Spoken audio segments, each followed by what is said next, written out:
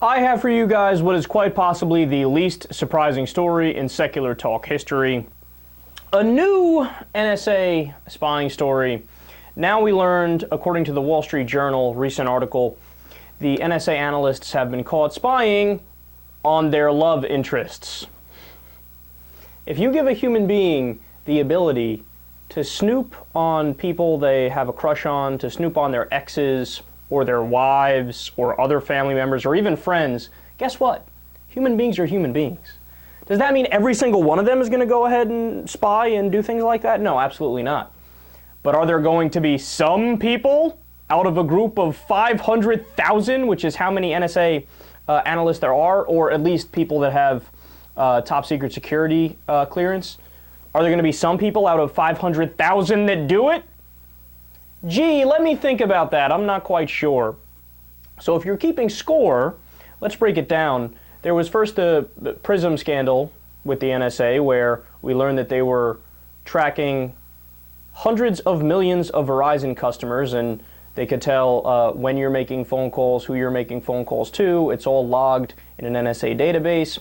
But that was just the tip of the iceberg. Then we heard about the Blarney intelligence gathering program, which is basically they're spying on everybody's phone call information around the entire United States, not just Verizon customers. Then we learned about X-Keyscore, which is one of the scariest of them all. They can track every single thing you do on the computer, period. Even if, for example, you type out an email to a friend, but then you delete it and you don't send it, okay, that itself is stored in an NSA database somewhere. Now, the argument they use is, well, don't worry, if you have nothing to do with terrorism, well, then it's not an issue because we're never going to look at it. Except, I just told you, all the time people are being spied on when it has nothing to do with terrorism, and now we learn it's love interests. And this is all on top of the fact that we had about 3,000 violations that we learned about from an NSA audit. So for example, what they would do is type into their program Dave Johnson, and there would be like 5,000 Dave Johnsons that pop up, and whoops, look at that, I know what every single Dave Johnson did, not just the one Dave Johnson that I was looking for that's relevant to an investigation. And God, I can go on all day. I'm realizing the scope of the problem as I'm talking about it. The DEA, remember what they were doing? They were taking information from the NSA and then using that to crack down on drug crimes, but then they would turn around and cover up their tracks so that in the court of law, they could say, oh no, we stumbled across this information organically. It's not like we were fed it from the NSA. What? Because that would be wildly illegal if they took the information from the NSA. You're not allowed to do that. Remember, the FISA court is the foreign court. You're only supposed to be able to get intelligence from overseas. You can't use this spying technology for things domestically. But it all comes to naught anyway, because here we are talking about the abuses of the program, but the program itself is unconstitutional. The program itself is illegal.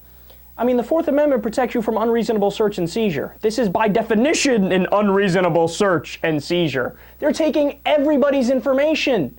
Even Grandma Dorothy down the street, who did nothing but bake an apple pie today, she's got nothing to do with any terrorism investigation, but they take her information anyway. Same with her and your local plumber and the dude who fixes the kitchen appliances and the accountant. Why do you need all that information for terrorism? There's no reasonable basis to expect everybody on terrorism charges. So it's unconstitutional, it's illegal, and now we learn. You want to know how common it is that they spy on their love interests? It's so common that they've come up with a nickname for it. They call it LOVEINT. It's short for love intelligence. So when they collect other information, so if they're collecting, human intelligence, for example, or war intelligence or whatever it's called, they say, oh, I'm gathering human int. But this is so common that they spy on love interests that they say, oh, yeah, Bob is doing some love int right now.